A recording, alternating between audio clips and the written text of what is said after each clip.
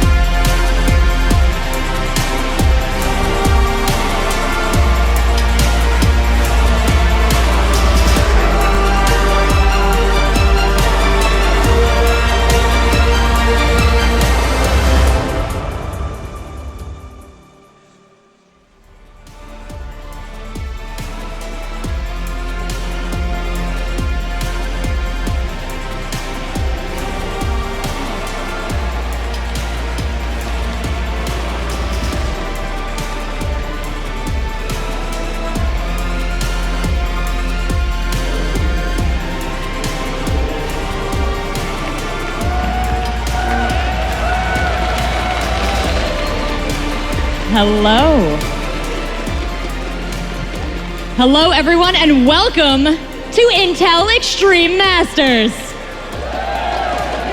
We are at the SAP Arena here in San Jose, and this is a big deal, guys, because this is a real sports arena. Just 2 days ago, we had a hockey game in here.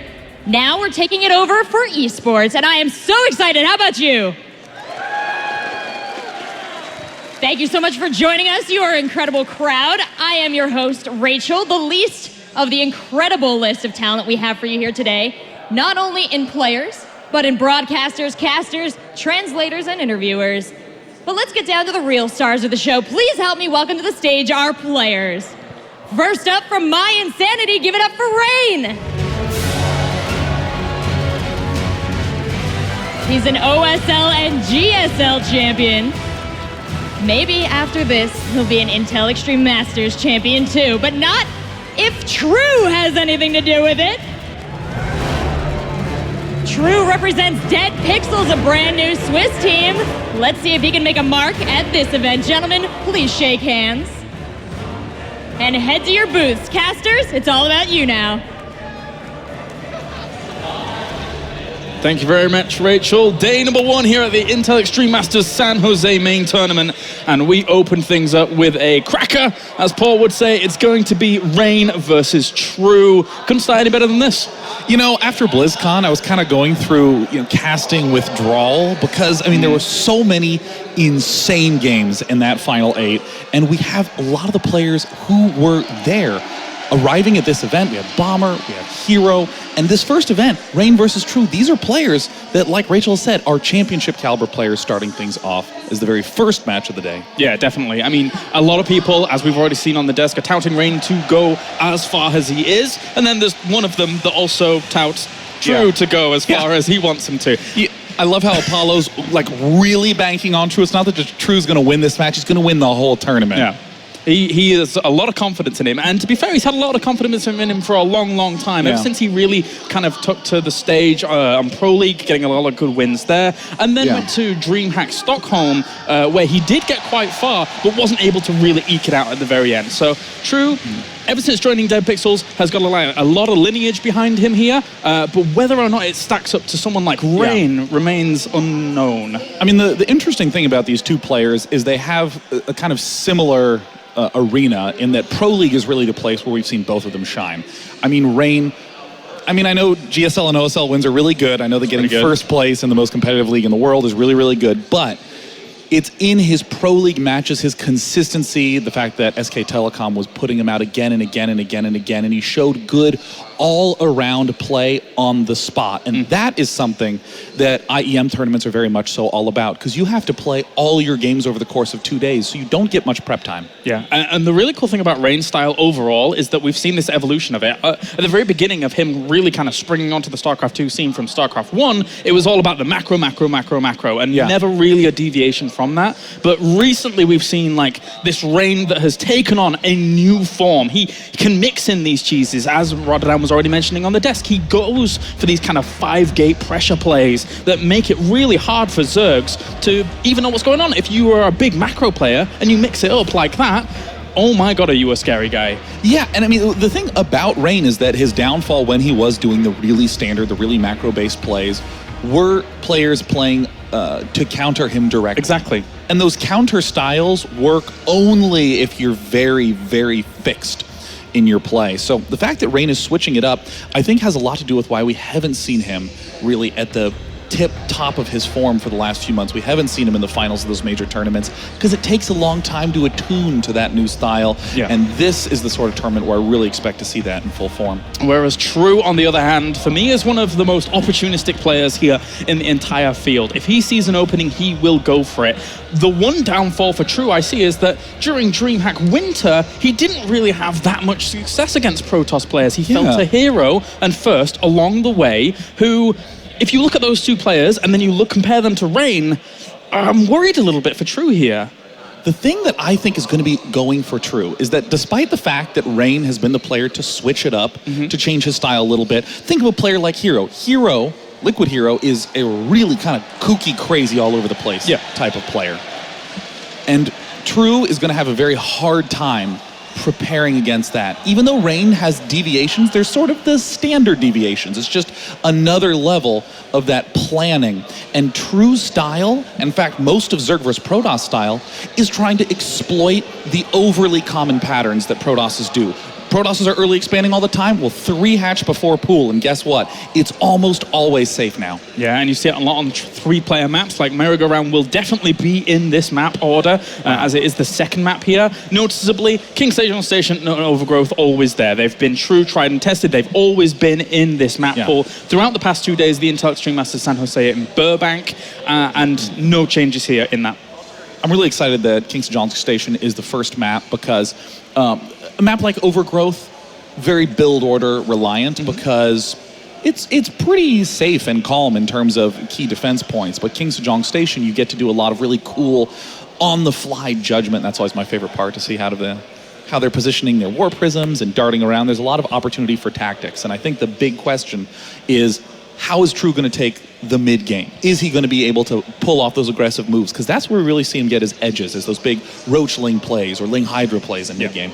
And the cool thing, again, about King Sejong Station is that for a player like Rain, who has those tendencies to go for big macro games, but also can mix in things, I think King Sejong Station in this map pool is the most versatile map in terms of the 1v1 map. I think it's one of the maps that players feel most comfortable on. Obviously, we see it a lot. So taking a third base is quite happy here for Rain, as well as even just going for those kind of 5-gate plays. And on this map, the story is going to be about how the Zerg gets the 4th base. Natural is a little tricky. It'll just be more interesting to see how they defend it because they're pros. They'll be able to defend their 2nd base. But after the 3rd base, there's not a clear 4th for Zerg to take. That's a good point. You kind of just make yourself expand as Zerg and see if you can defend it, but it's not an obvious 4th. When you take Overgrowth, you have 4 bases that line your side of the map. Well, you take those 4, no problem. But on this map, the fact that anywhere you expand creates more vulnerabilities, you are expanding towards your opponent, it's a closer push.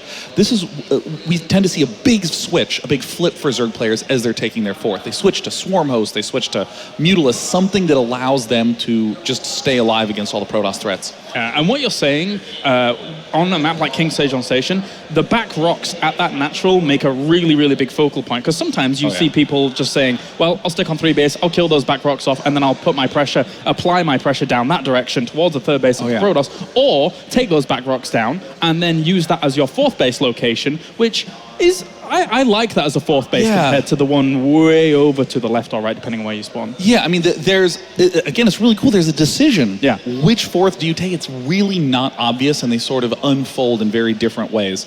In terms of the Protoss side of things, it's going to be trying to deal as much damage as possible early to begin chipping away at that fourth later. I mean, the ideal case for Protoss is that he gets 3 bases and Zerg never gets beyond 3, and it's an easy cleanup. But against a player like True, you can't exactly bet on that. So as great as, you know, the big death ball style pushes are, Zergs have set themselves up for answers.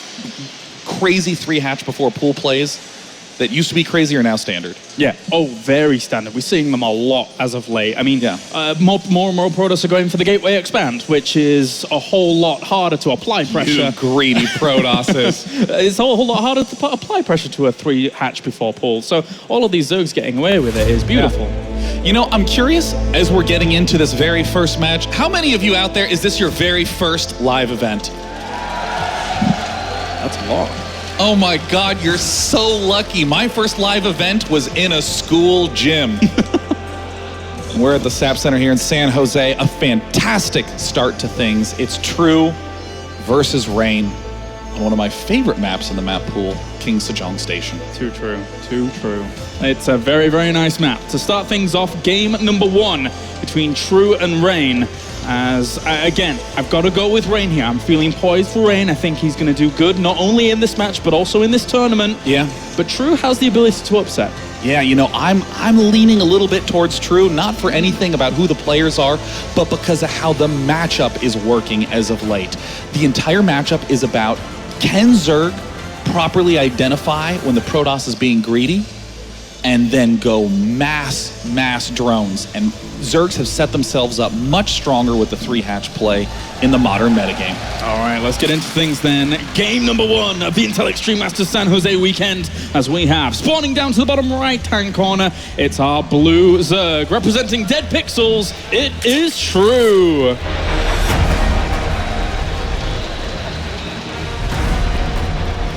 And in the top left-hand corner, he's an OSL champ, a GSL champ, a Pro League All-Star, hoping to start his winning right now. It is My Insanity's Rain!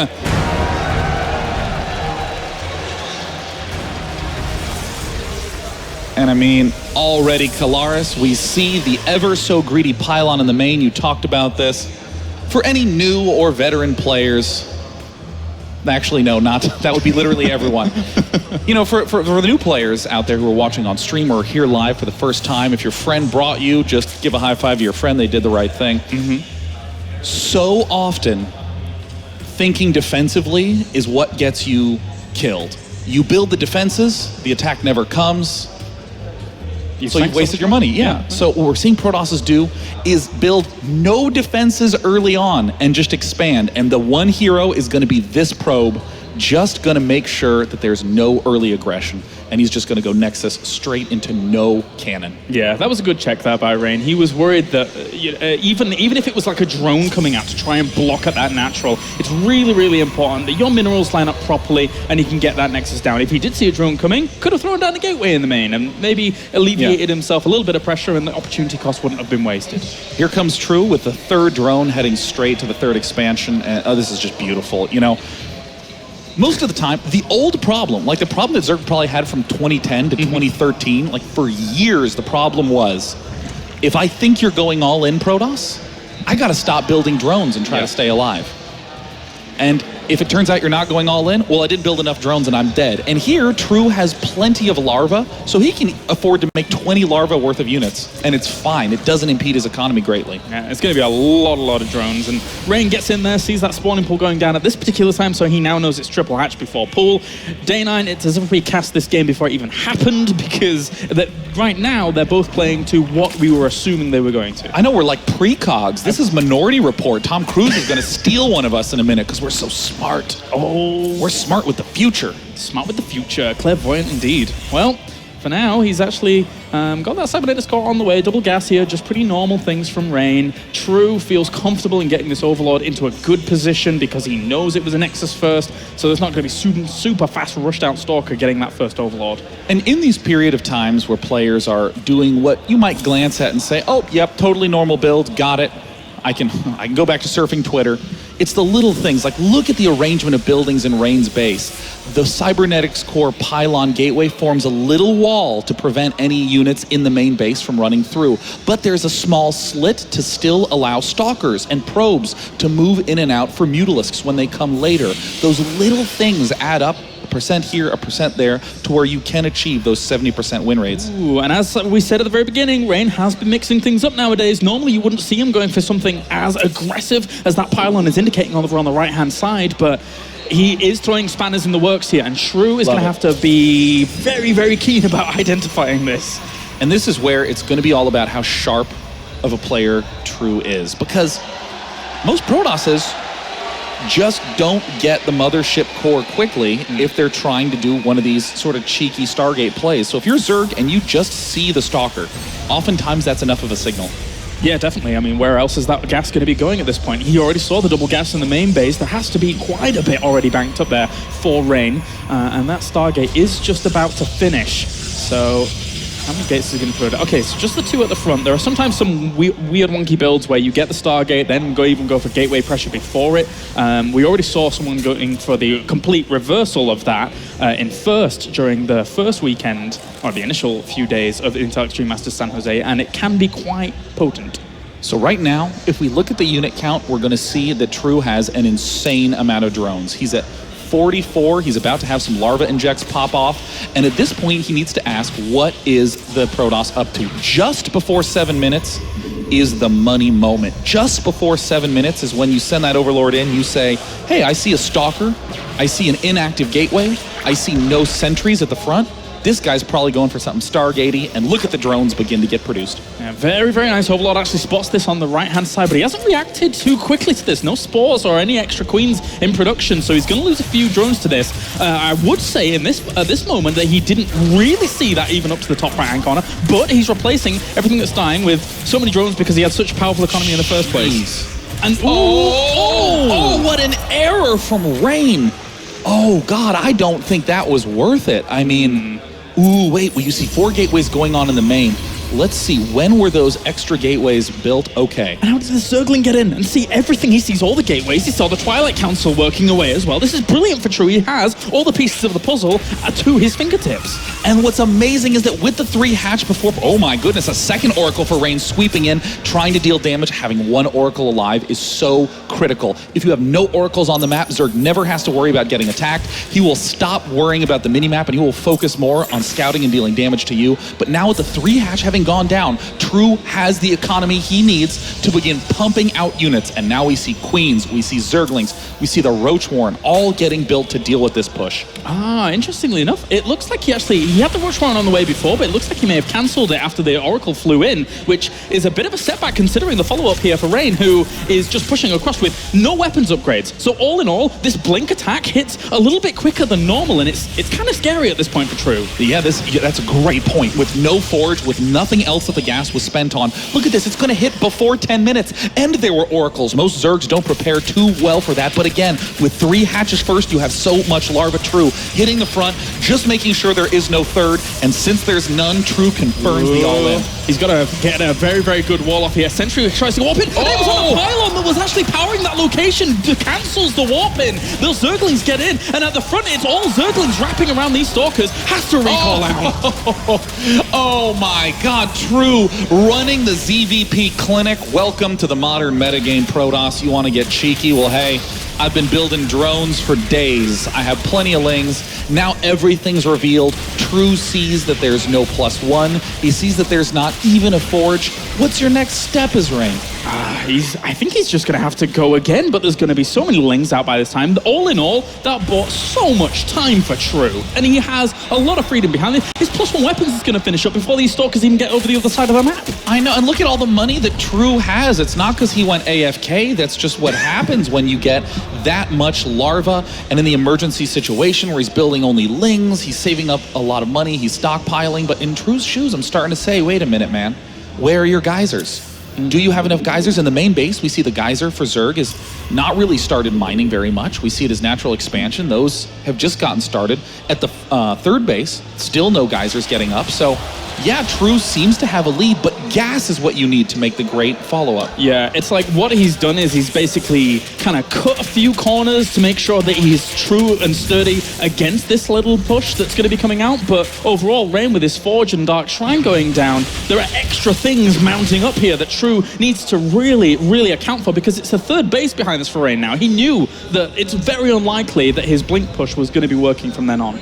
Yeah, I mean, if you are ever just building more of the same stuff, something's going wrong. I mean, StarCraft 2 is about next steps. I mean, Rain, he went Oracle, he followed up with the Gateway play, and now what's he doing? He's going to Dark Templar to harass while he gets up a third. These are next steps. What's True doing?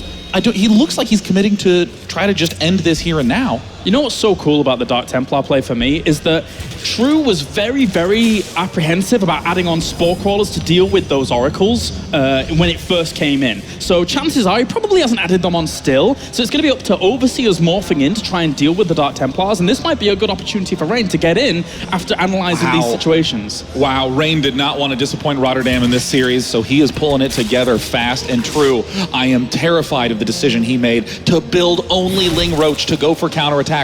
Rain is known for his amazing defense. The Dark Templar are now at the expansion, the Dark Templar are now at the third, and we're seeing True suddenly in emergency mode. Drones are falling left and right. Yeah, this is a really good opportunity for Rain to kind of pull himself back into this a little bit, getting a lot of drones. Overseers morph in, and eventually they will die off. But again, this bought quite a bit of time and counterbalance for Rain to be setting up back at home. Whilst all this was going on, was the third base really under threat? Not too much. True has been elsewhere doing things. And while that Dark Templar attack went into the expansions, the Oracle snuck in, got a few more kills at the far south side. And remember, the story of Zerg vs. Protoss on King Sejong Station is, can Protoss kill the fourth for Zerg? Can Zerg get up a fourth comfortably? And we're starting to see, this is looking a little dicey. Yeah, more and more threats in the middle of the map seen by those Zerglings, and he will position himself in such a way to, it looks like, kind of count some of those reinforcements, or even just go to the third base. It's going to be the reinforcements for now, but he's got Pathogen Glands on the way with the Hive as well. So True is finding angles here where he can be really pushing forward his tech against Rain, who can't really apply too much pressure with only Gateway forces. Yeah, I mean, that's a fantastic point. Gateway forces, I mean, right now we see no High Templar, we see no Colossus. I mean, Infestation Pit is going to be a great play. We see True, all these moves, he's buying time. He doesn't care. All that's fine, but it looks like there's a warp and attack in the main. Nope, looks like there's going to be a scout. Yeah, having a little look around, he sees the extent to which the Hive is going, so that's not too bad at all. It's a good pickup. And this Stalker, their watchful Stalker, is able to spot these guys on the rocks, so he should be able to get back in time if he recalls. There we go. I mean, Rain is known for being a master of defense, a master of the long-term play. I mean, he's looking relatively good, but this is... I mean, bold. You can do that if you really want to. I mean, he's going to be able to hold off at this location. The only thing Rain has to be careful now is that, yes, of course, True is trading these off, but unfortunately, Rain would really like to be on the other side of the map, putting on pressure himself, and that's what the Warp Prism's for. All these attacks, beautiful movement right now by True, stepping in. He finds the sentries undefended. Oh my God, Rain! What happened to the focus? We see a warp in at the bottom right. In the midst of this attack, we see pressure still trying to be applied by Rain, and he has got to ratchet up the attacking fast. Look at the Zergling upgrades coming out. Jeez, that is a lot of Zerglings on the field as well, and he has to be very careful. Those Stalkers will melt away if he doesn't land good force fields or have a good wall of Zealots, or even some AoE damage. Right now, he's still really stuck on predominantly Gateway units. Only the first Colossus has started just now. He got a second Robo, but he... yeah, you're damn right you're chrono boosting into those, my friend. You need to get those out fast. Yeah. We see attempts at pressure, attempts at gateway units moving out. Only thing that's going to be able to guarantee some success is a recall. And this is what Rain needs. This is what he needs. This is his moment. He needs the force field. He needs to kill that. And if this goes down, this is a huge win for Rain. Rain is going to be able to get it, and he force fields. Oh, what a great play right there by Rain. And also in the main, also doing quite a bit of damage with some zealots as well, even getting on top of some of the... Oh, the Ultra Cavern. Oh, wow. Very nice pickup there, delaying that. If you can get anything else in here, if you've got the Infestation Pit, that'd be brilliant. And I mean, True played the opening out great. In the mid-game, we started to go, wait a minute, Ling Roach with no fourth? You want to attack right now? And here's the danger zone. We see True with no fourth base, just restarting his right now, and Rain goes, oh, what a relief. I have 2 Colossus. I'm going to chrono boost out Immortals. I'm going to get more Stalkers. I'm finally comfortable. True has to do a big move. Yeah, Rain bought himself so much time with a kill on that Ultraverse Cavern, and now, I mean, with those Immortals on the way, he knows all of True's plans. The majority of True's plans. That would maybe need a little bit more, but that's a lot of Zerglings. Oh, this is classic True, using the masses of Zerglings to counterattack the main base, and Rain has to choose where is he going to defend. Yeah, recall's back, and actually that's a good recall. He really wants to be able to make sure that those 2 robo facilities don't die, especially if he could save an Immortal. That'd be very nice, and he does. Those are going to be so helpful. 5 Ultralisks in production, but the next follow-up is already on the way for True. He's getting down that spire to eventually transition out, where Immortals and Colossi, etc. would be kind of useless after the double Robo, which is a really good choice for True, I think. I mean, the silent hero for Rain is those Phoenixes, the hallucinated Phoenixes, again and again and again, scouting, and we're seeing Rain not overcommit to Colossus or Immortals. He's going to make this same play time and time and time again. If you can just deny the 4th base on this map, in this matchup, that's your ticket to win. A few Stalkers notice the Lings at the back, and it's just going to be straight counter-attack here for True to try and keep the pressure onto Rain at the 3rd base. Again, this has all been off 3 base for Protoss. You can see how much they can do from those 3 bases. He's been trying to limit True to 3 bases. Contamination on a lot of things, plus 3 weapons is just so close to finishing. So that contamination really hurts Rain in this situation. Well, this is a great play by True. True knows he's not going to have the key versatility he needs to succeed in the late game, so he's got to start winning the economy game with counterattacks. Zerglings have eviscerated the defenses at the 2nd, at the 3rd, and it's very unclear who is ahead or behind right now. I mean, in terms of the just basic supply, True is definitely ahead, but Rain has a power army that's extremely good against this composition. I mean, True has a lot of infestors he's been hiding this game. Yeah, notice how during all of that, it was only Lings really putting on that counter pressure. He's actually going to go for a big engagement, though. The Lings trying to do some damage here, but a big fungal, as well as blinding clouds on top of that. The Ultralisks cleaving up so much of this army. Great fungals, GG. Oh my God! Fungal blinding cloud. Rain's army literally unable to fire at all.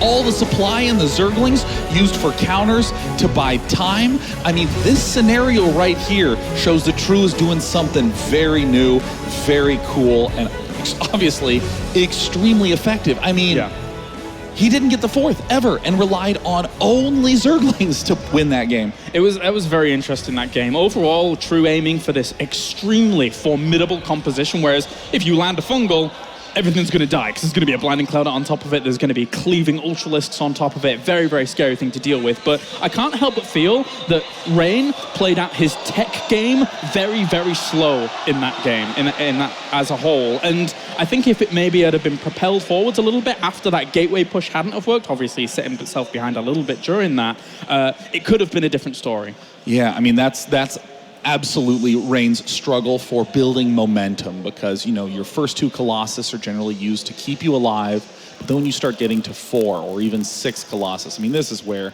the Zerg is terrified to engage you at all, and you can put the pressure on, and you can put Zerg on the back foot. But the decision to say, well, wait a minute, if you were behind on tech, that means you're going to be devoting all your money to going for tech. You are not going to be devoting a lot of your money to defense. The Zergling counterattacks all over the place just picked everything down, and this bought enough time for just 3 bases worth of gas to get Ultras, Vipers, Infestors, and a whole bunch of upgrades. I mean, that was really sexy play from True. Yeah, it was. And to me, the way Rain opened wasn't very Rain-esque. I do feel that he has been deviating up his player just a little bit and like mixing in some aggressive things. he lost that first Oracle so easily, even after, of course it did kill like 9 or 10 workers, but it died. That's the big problem. If it had been alive, still have been threatening, maybe caused True to invest a little bit more in his anti-air with the second Oracle as well. Yeah, I mean, it's really hard with the way that Rain opened to evaluate how the next map on Merry-Go-Round is going to play out, because like you said, I mean, Rain losing the first Oracle, obviously a huge deficit, but then to just kind of go, yeah, I'm just going to 7-gate blink, come on, let's do this. And when you saw the 7-gate blink, it wasn't really slowed down. It wasn't really delayed at all.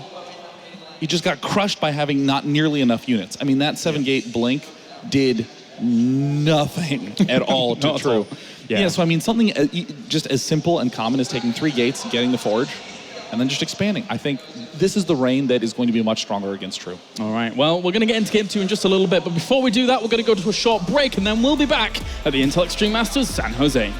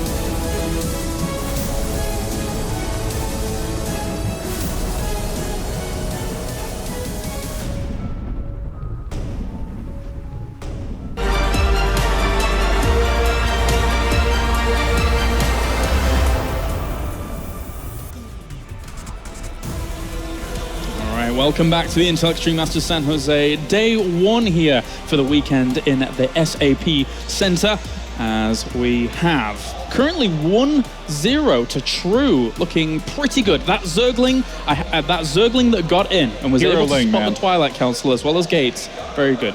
Yeah, I mean, it was like, it's the same way that Sauron, who's all-powerful, was just taken down by 2 hobbits. Easy. That's that Ling. That was the Frodo Ling, who you didn't... I'm going to stop this analogy immediately. True. Wait, what? Very sharp with doing... It's just those little tiny touches that get you ahead. Those little tiny touches. The movement with the Oracle. What other Zerg goes, oh no, I'm being attacked. Quickly, send a Ling immediately into his base because his Stalker might be out of position. That is the sign of a real pro. Yeah, very, very well done there by True. He reacted pretty nicely, and his game plan was so very evident to get to that ultimate composition that he had at the end to absolutely brutalize Rain. So going into game number 2 now, I'm a little bit... I'm under the impression what we'll see is a triple hatch before pool again, because of 3-player maps, it's become so common. And if True is willing to do it on 1 versus 1 maps, then there's no reason he wouldn't really do it on a triple up. Unless he's scared that Rain is willing to really try and exploit that this game. So it'll be interesting to see. Yeah, I mean, if your third's hard to take, Protoss says, well, the only way to secure a third is to have a lot of stuff. And the best way to get a lot of stuff is to go Nexus first. That is what allows Zerg players to go for that 3-hatch so easily every time. And what's so cool is what you just said, that True had this clear end game in his mind that is very different from the end game of the normal Zerg player. So I mean, when we're looking at that last game, I'm asking, like, how is he going to take that and go to the normal play? How is he going to transition that into the normal play? How? And the answer is, he has his own plan. Very cool to see. All right, spawning up to the top left-hand corner, currently 1 game up in this best of 3. It's our blue Zerg. Representing Dead Pixels, it is True.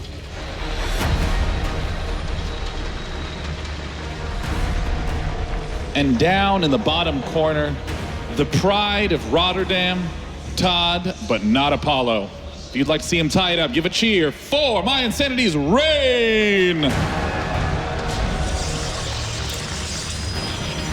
You're totally right with what you said before. A very, very clear game plan. You see it from the very beginning of a game of a Zerg when True is going for melee upgrades and having a lot of Zerglings. If you're going for melee upgrades, slowly it's building up to that big, bulky Ultralisk coming along and cleaving everything to bits. And it's a really nice to see, really nice to see. And I mean, if you think about the sentences that come out of Zerg players' mouths for a moment, Kalaris. Okay.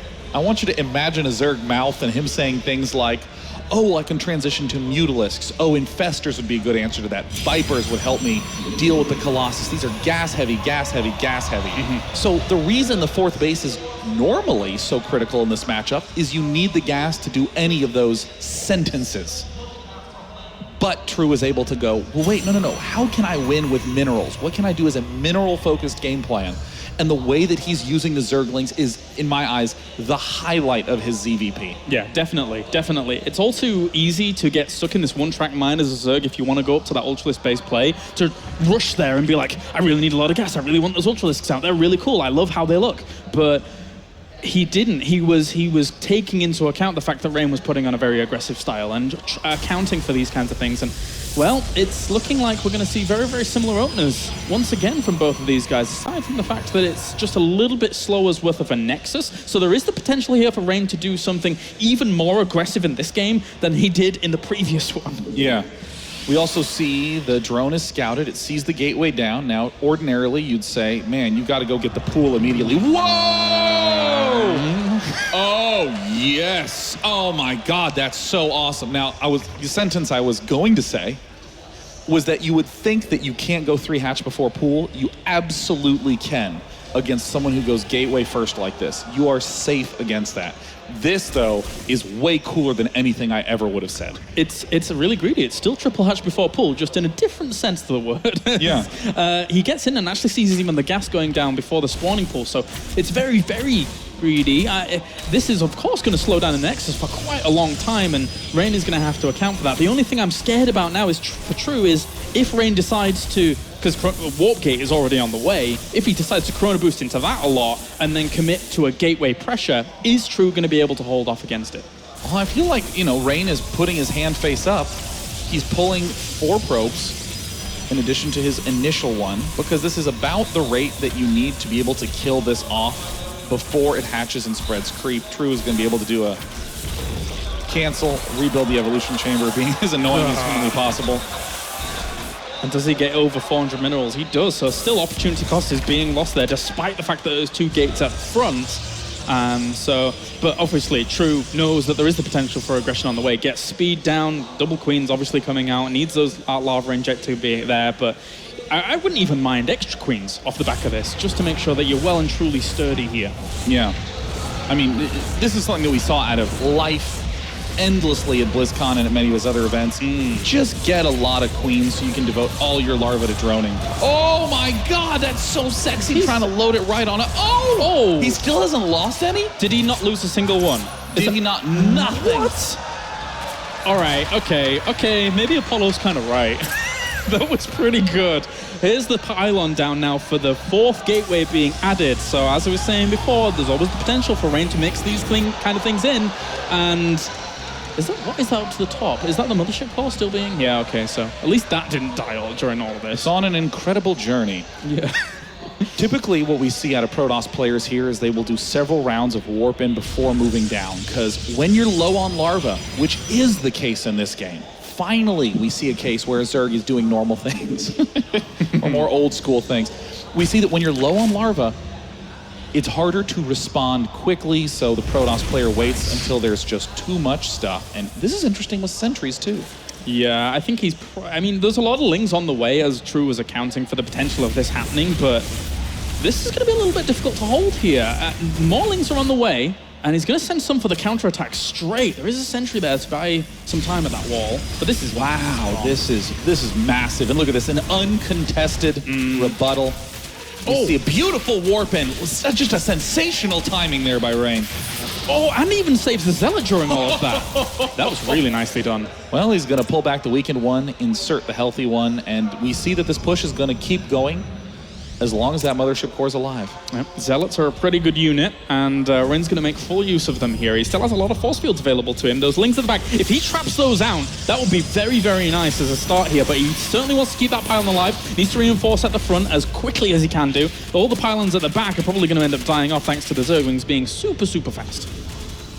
The push continues. We see probes being produced. No geysers down yet for Rain. He is just looking for a chance to make probes. Look at the production tab. All Lings, and then probes getting built. So this is a chance to equalize the economy. This is nice. He can force field, but he misses the opportunity. What's going on? What's going on? A few transfusions. Oh, forces the recall out. And I've got to say, once again, what we were saying before, there is the potential for Rain to do something aggressive, and adding on more queens is something that is very, very powerful. You already mentioned it. Life is doing it a lot against San-esque builds, 4-gate pressures. It's the perfect response to be able to deal with this, because transfuses keep them alive for so long, whilst you've got good Lings for backup.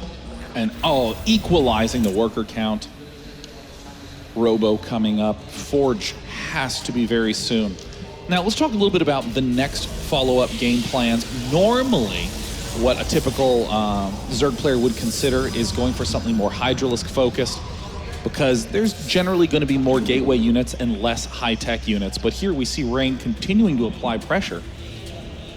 And True's also just wiggling around at the front, looking to see if he can find any holes. At least all of this is keeping Rain's army on his side of the map, right? So very, very difficult for Rain to really do a whole lot here, because again, he's very, very low in tech. It's kind of annoying for him. True, of course, has been slowed down in economy. He's still only on 2 base, trying to get that 3rd base just established now. But as it stands, I like where True is in this game.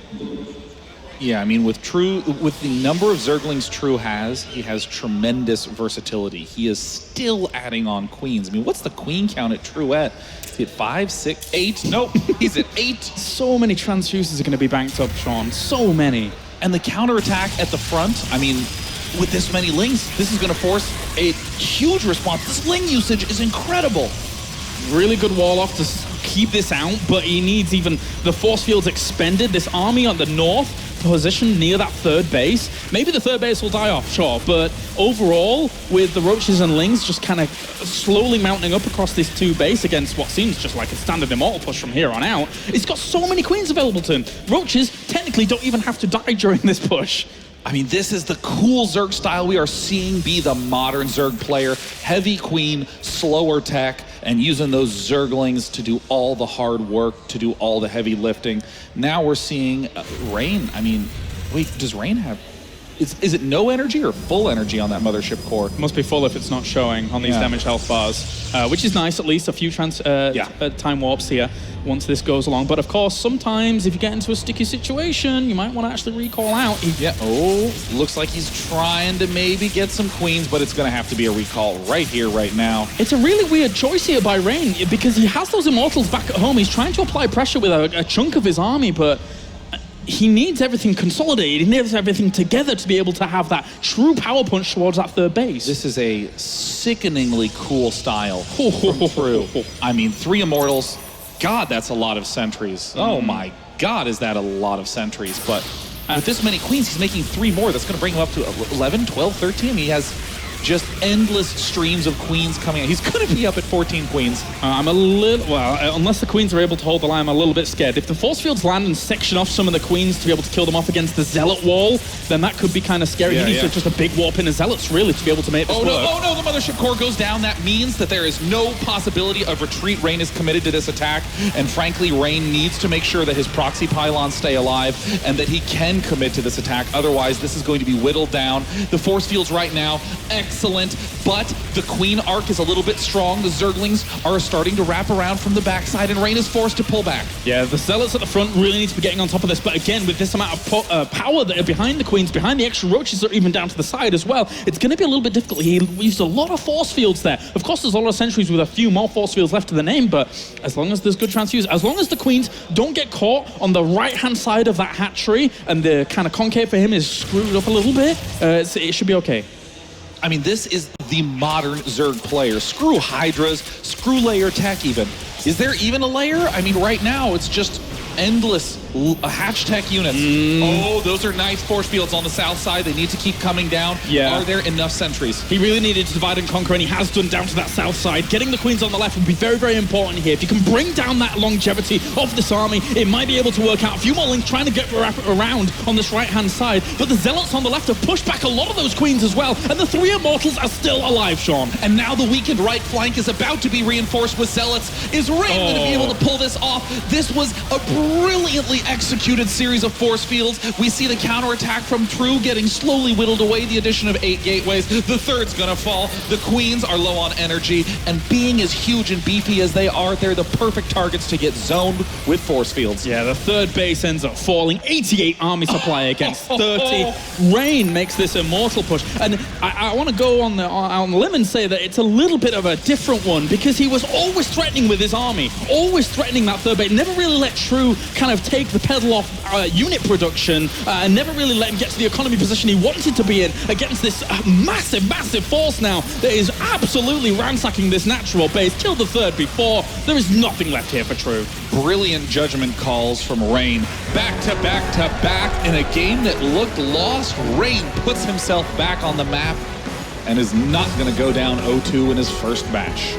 Really, really well done there. It kind of looked a little bit dire at the beginning with how his economy was working out, and the 4-gate, it eventually got that third hatchery, which was nice, but True was willing to make so many queens that I thought the defense would be very strong, and in the end, Rain cut that up nicely.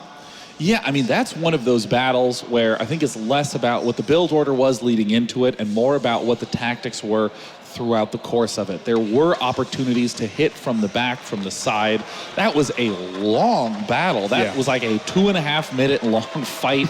And I think you pointed out the key moment so clearly when there was a beautiful concave, but in the middle of the concave was the hatchery. Exactly. You need, as a Zerg player, to be so careful about that. And it's so hard against a player as talented as Rain, who's shoving you back. Once Rain had that hatch in the middle, he force fields one side, and the hatch acts as a large permanent force field.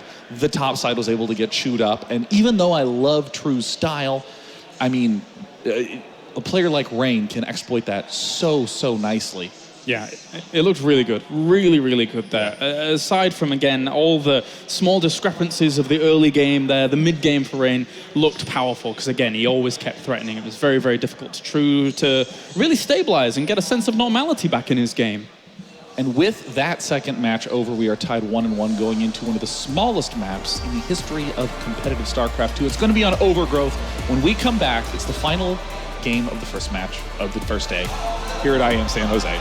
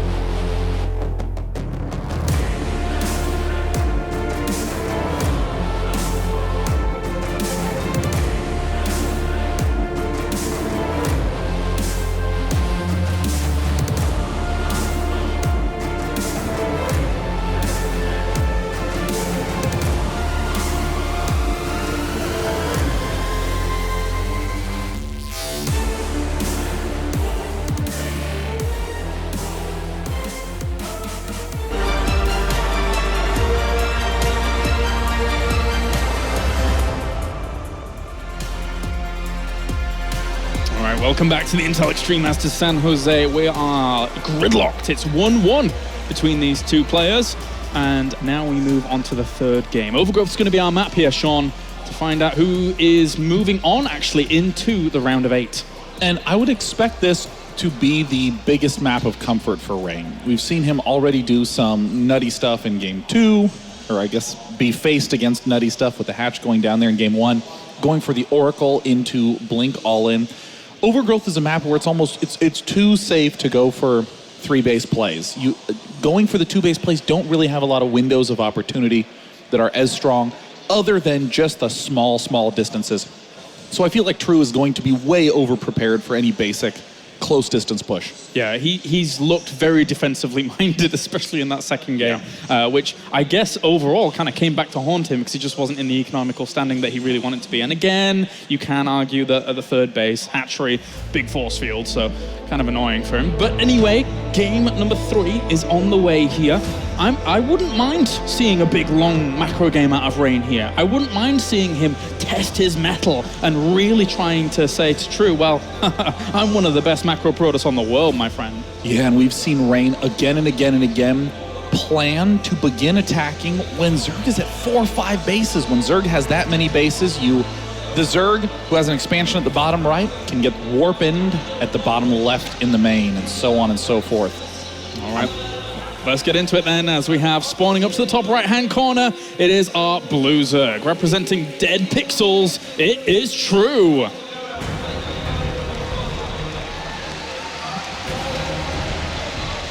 And in the bottom left-hand corner, he's been reinventing his play as of late, but doesn't have the stable touch to let him advance through to the round of 8.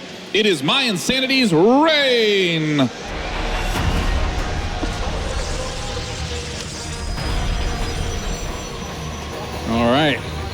All right, 1 apiece. Yeah, going into this final map, and Rain is not changing it up. He's going to go for Gateway expansion once again. A lot of Protoss have found comfort in this, but a lot of Zergs have said, everyone's at Gateway expanding nowadays. I can go for triple hatch before pool and be totally fine. Yeah, it was a dark time for Zergs. When, thinking too defensively minded, again, gets you in so much trouble. Obviously at the levels that people like to joke about, where, you see 10 cannons at the ramp and then, max out on carriers and then take your second base. But the same concept still extends here, where being too defensive gets you in tons of trouble. And this actually surprises me. I would fully expect for Rain to go Nexus and then Gateway. And instead he's going Gateway first. What do you make of that? I think with the Gateway and then into the Probe Scout, it does put True a little bit on edge here, and seeing this Probe might actually force him to not go for the triple hatch against the Gateway opener, because he doesn't know what's on the other side of the map, right? And seeing this Probe, you've got to be a little bit apprehensive about what's going on, so this might force True to go for the spawning pool before that triple hatch. Yeah, also the basic Forge plays are so strong on this map. Excuse me, the Cannon Rush plays. Now, Rain is going for his Nexus now, but he gets the Gateway first. So when I see this is the sort of play where you can get a Cybernetics core just a teensy bit faster than if you go Nexus Gateway. It's so cool to see True actually go for triple hatch, even despite the Probe being out there and him trailing it with 4 drones at one point, because he's just calling his bluff. He's like, well, you haven't done anything with this at this particular time? That's fine then, I'm just going to go for my usual standard go-to. And an interesting pylon, because there's no Forge there. Well, he could actually use the Forge as part of the wall-off. Yeah, he could. It would take a little while in the end. The Cybernetics core is going to go down at the in the main base as well, and in the end, once again, Rain trying to call True's bluff doesn't really work out. It wasn't even seen anyway, so he's going to have to leave that for now. Yeah, for any of you trying to learn, whatever you do, don't try to put a Forge as part of the cannon wall-off. I said that with a little bit too serious of a tone, but, there's a time and a place for that, and it's not here. Yeah, it's not when you are at the finals, the final event. So we see a relatively fast Cybernetics core. It's going to pop out.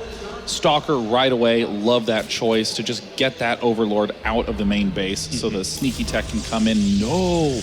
Cancels the Stalker for the instant Stargate. Wow. I wonder actually if the Overlord spotted the Stalker being cancelled, because it was in range of it, and now he pokes back in, and he might be thinking along like, well, okay. Oh! True. Twoo. Oh, well. This is the sort of... What is this? Okay. He's so watchful. He's so perceptive. He keeps seeing that the gateway's not doing anything, and there he spots the Stargate. Perfect. Yeah, I think all of that starting and cancelling really may have tipped off True there as to, well, what on earth is really going on behind all of this? Does spot that Stargate. That's nice. At least the Zealot somehow worked its way over here, and even then won't get a... If the Mothership couldn't have got a single drone in the past game, I'm not sure that Zealot's going to get one. Oh, Phoenixes, love it. This, I mean, okay, I love Stargate plays. You get the Phoenix, you get to see the whole map. That's great. Transition into Colossus, you can kill things with lasers, also great. It just means that you are going for the long haul win. But True has the ability to make all these extra queens, the ability to abandon Roach Ling production early, the ability to just build another hatch incredibly soon. I mean, we can see a fourth base go down long before 10 minutes. Very interesting that first Phoenix went out to the right-hand side to clear that up before actually getting the Overlord in the main base on the left. So he's really adamant about getting the Overlord over towards his third base, which might signify the idea of going for a pretty fast third base here with the Forge on the way and the cannon to be able to solidify that. Yeah, I mean, it's generally a strong move to just send those Phoenixes out gung-ho to the farther locations first, because the close Overlords, you're thinking, dude, these close Overlords are guaranteed to die. I want to get more than just 2 or 3 kills. So the fact that Rain is sending those out really, to me, signals he does want to go for a long-term play. He does want to try to just deal direct damage to Zerg, and is not worried about being, sneaky with his strategy. Rain is basically playing face-up right now. Already so defensive. Already cannon going down at the front just to make sure nothing crazy is going to go on there. Prolonged Phoenix production, getting himself a few drones as well, which is a nice start, but certainly doesn't want to be losing that Phoenix in the middle of that pack. Ooh. Pretty close call, but that's pretty common for Rain. Nothing but close calls all day. Phoenix production, believe, is going to halt at 5. We don't see any more. 5 is a nice... It's just a pretty little number that allows you to pick up the queens. Wait, why are there 3 evolution chambers? Interesting. Right now I can only assume it's a mistake, unless he starts upgrading all 3 upgrades and then I'm the happiest man in the world. Yeah, that's going to be mega macro style. I mean, right now, Rain is just trying to deal damage. This is very common with Phoenixes. If you look at the units lost tab, it is a lot to a little. It looks like 25, just from canceling a building. Yeah, I mean, it's kind of an optical illusion. The fact of the matter is that Rain's Phoenixes do not have lots of long-term value, but they obviously have a lot of immediate value. He's got all 3 upgrades going at the same time, Sean. Oh my god. Oh my god, and the other one is hidden. What is going on? This is madness. Well, the Phoenixes are going to pull out, still dealing guaranteed damage. I mean, Rain might very well just be going for... I mean, he has to go for a macro hatch if this is the case. He is going to be burning all of his gas on 222 upgrades. He's not going to have enough to go for the more expensive units like Mutalisks or Hydralisks or any such things in large numbers. So he's got to be getting an extra macro hatch soon. This is a style of play that I'll just say that we really never see. Yeah. I mean, overall, the interesting thing about what True is doing is because he's much into these upgrades, of course there's 24 links on the way now, but normally that kind of flood of links would go down there a little bit earlier. He's invested so much into his upgrades, his evolution chambers, that hits a little bit slower at the third base, and I don't think it's really going to do anything. So the big, huge long-term plan, I mean, Rain has just seen the 3rd evolution chamber. What? He has to be thinking something a little bit funky is going on. Yeah, I mean, everything in StarCraft is not about the units that you see and which units work well against what other units are going on. It's about what's going on with the resources. And if all your gas is going into upgrades, what's your mineral play? It appears to be queens. Huge numbers of queens for True.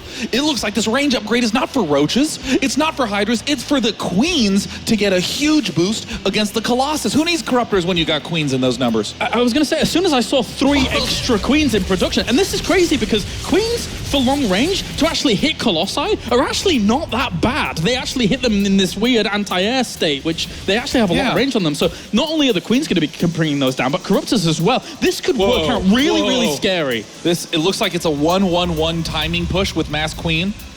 And as much as I was joking about the no need for Corruptors, well, it looks like 11 Corruptors is going to be the choice. We see Roaches flooding in. We see the 4th base done for True. No one mining from it yet. And these numbers, these supply numbers are huge. This isn't just 3 hatches that have been churning out larvae. The hatches have been building queens too. Okay, so hallucinated Colossus, but he has to be doing that. What a great set of force fields to be able to trap a lot of those lings in.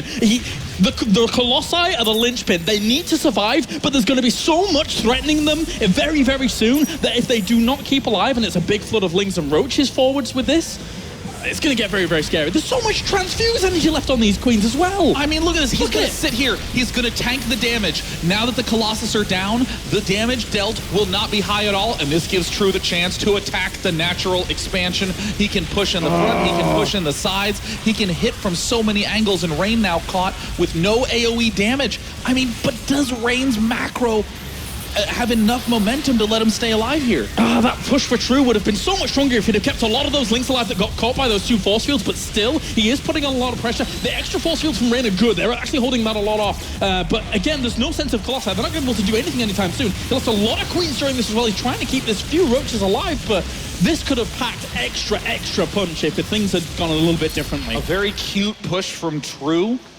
Fumbles at the last moment, and we've seen Rain again not prepare to transition now, but he has already set up his next move. Zealot Charge is done. He has +2 attack and +1 armor.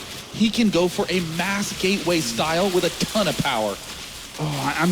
I'm so sad for True. That could have been a phenomenal push. It really could have been, but it's not quite worked out just yet. He's still going to have to deal with the follow-ups from Rain, which, again, that Warp Prism on the right-hand side, that by the looks of things right now is going completely unnoticed. This could cause a lot of damage, considering how many queens he lost, so his defensive capabilities aren't exactly as strong as they used to be. And now True is just going to be in defensive hell. He doesn't have space control units. There's no mutas. There's not going to be any mutas. It's going to be all roaches, lings. The Corruptors need to find that Warp Prism fast. Without the ability to force away the Warp Prism, True cannot attack anymore in this match. Blink on the way, +3 and +2 going down. Rain having adapted with the double forge style over the back of seeing his opponent having so many evolution chambers earlier on is a nice little touch to this, and I can't believe that sneaky guy. Oh no, wow, an uncharacteristic misstep there from True to not be watching the minimap then. I mean, this is a beautiful transition into an ultra gateway heavy, ultra upgrade heavy style from Rain, getting the Immortals to deal with the roaches. I mean, there's no infestors. There's no way this is going to be able to break. He's going to focus down the layer here, unless the drones come offline to be able to do something about that. The entirety of his army is on the other side of the map, so this layer probably will end up falling. Those Zerglings really have nothing to answer for it at all. And off the backside, how are those roaches really going to be able to fare? As long as the force fields are good, this is really going to hurt. True trying to set himself up a flank. Immediately Rain cuts off the left side, but Burrowed Roaches stepping up on up. We see it's still 1-1-1 Roaches versus the 2-1 upgrades of Rain, and it's just a matter of numbers now. The Roaches try to step in, the Immortals dealing too much punch, and True is overrun. Yeah, that wasn't really going to work out there in the end. The layer falls as well, a really good pickup here. Those Zealots could even turn around and go onto those evolution chambers that are so close to finishing their upgrades, but it doesn't look like they're going to take the opportunity. The blinks forwards, the pursuit of True here as he is scrambling for the defense. I mean, Rain, a man known for defense, but also you can't understate how beautiful this transition was. The instant that attack fell, we got Speed Zealots that are eviscerating the main. We have a push stepping forward. We have Speed Zealots hitting the left, and 3-2 upgrades are almost done.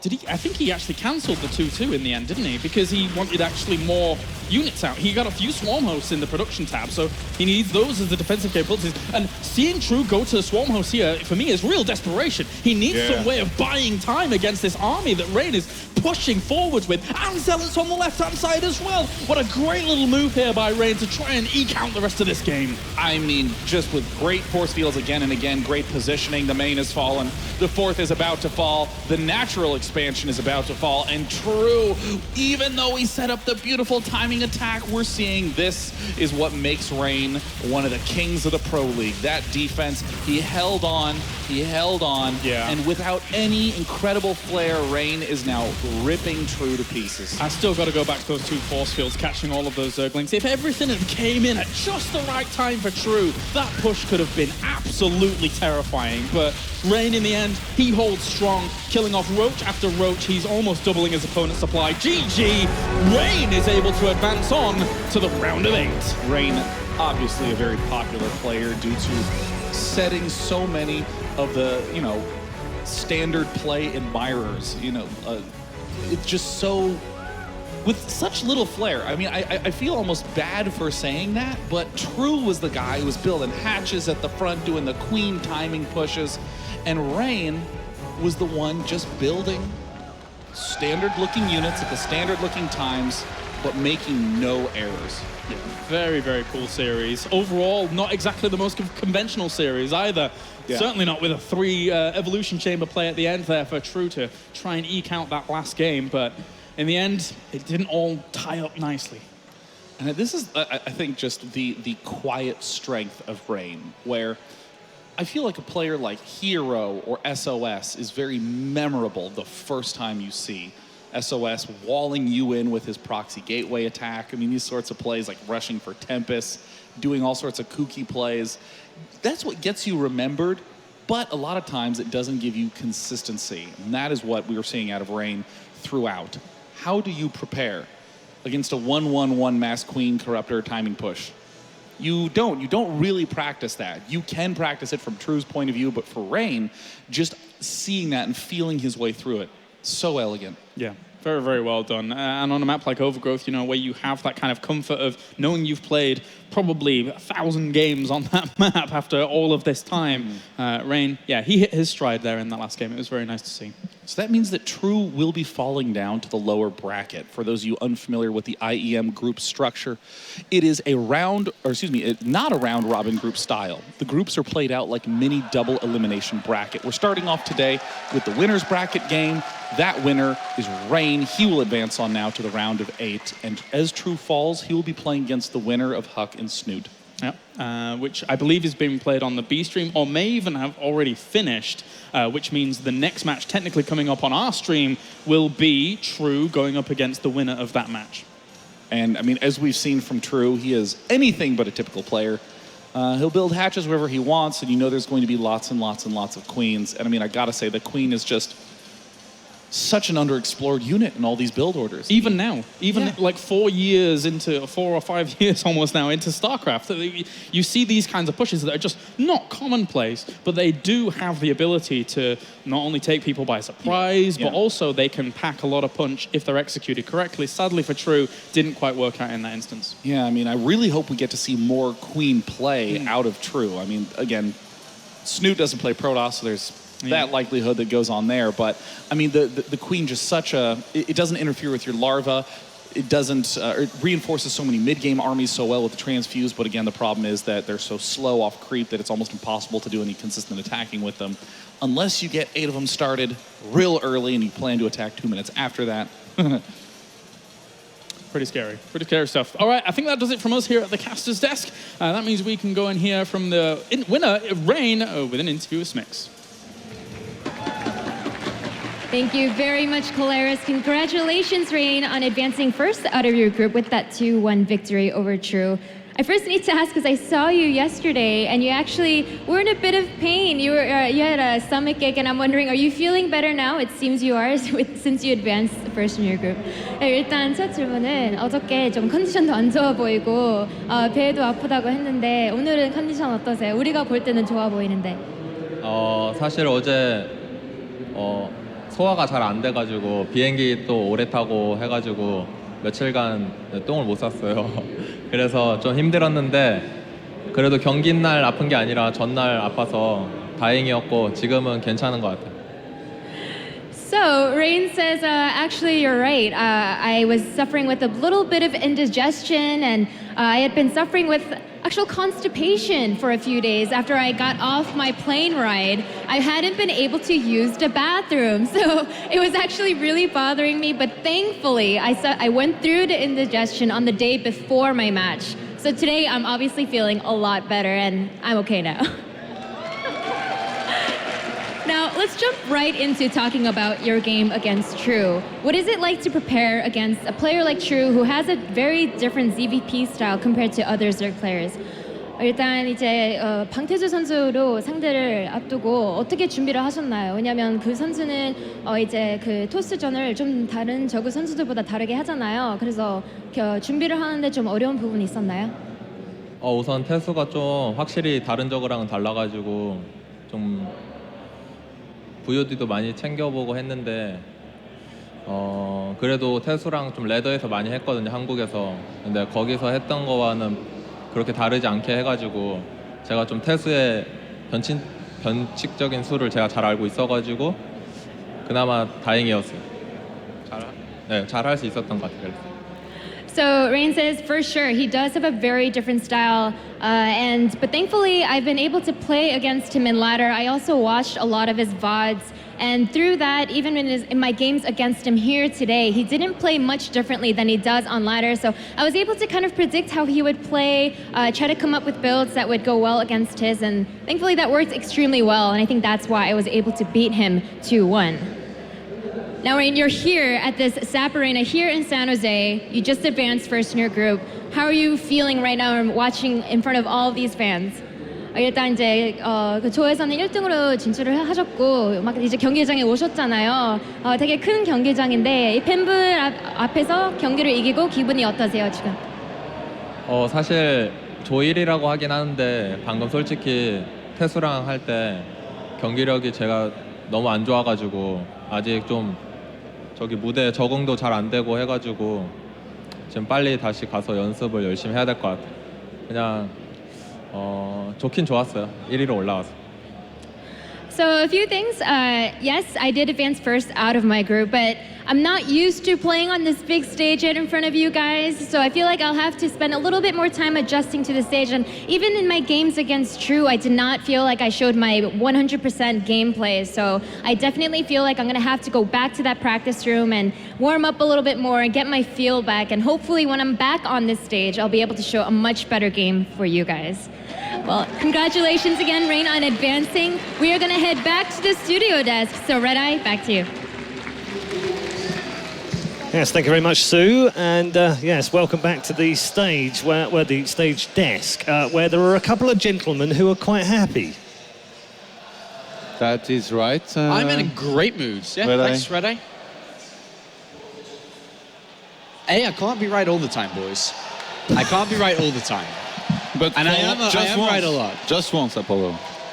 All right, in all seriousness, yeah. I know you all three of you are looking at me and everyone back there is as well. Keep me out of this. I'm not the Protoss player. Okay, I know you two are looking at me. But that series was a lot closer than the results. Okay, I mean, the results kind of 2-1, but absolutely, it was very close. and let's break it down, because in game one, I sat with Todd watching it, and Todd said, "Oh my God, what's he doing building a pylon there? Roddy would build better pylons than that. What's he doing?" He did. He actually said that. So, what went wrong for Rain from your point of view, and what went right for True? You guys can start up. In the first game, yeah, I felt like he was making mistakes he usually wouldn't make. I mean, he said he was nervous, didn't he? So yeah, mistakes that you will see on Roddy's stream, not necessarily from Rain. You know, I thought for a moment, like my only explanation was maybe the auto-discourse, but then he explained he had some stomach problems, so maybe also that makes sense. But then he picked up right away from the second game, played a lot better, and I mean that last game was very close too. You know, the initial hold against the Corruptors.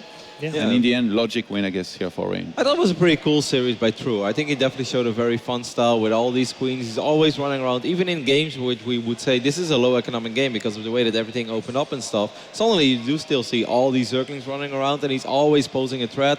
But I feel like those are things that work, you can get away with it once or twice. But a player like Rain is going to be more careful. He's going to pick up on it.